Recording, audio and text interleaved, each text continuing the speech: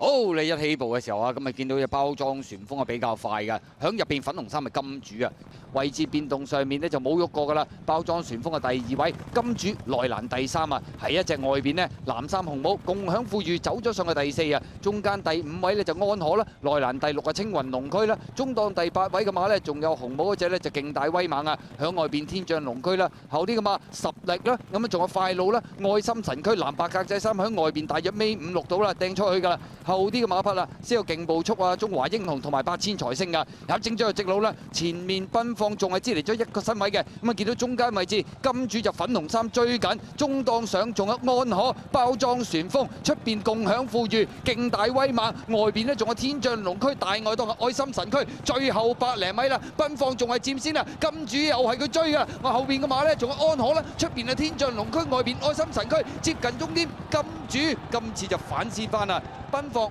跑第2，第3名安可，第4名係天象龍區啊！結果今場賽事呢隻金主咁啊全程都係跟住內欄位置，基本上都係跟住放頭嘅奔放嚟跑啦。咁啊今次就應該冇換腳換得咁犀利啦啩，咁啊都係順利咁啊反先，奔放就跑第2，第3名安可，第4名係天象龍區。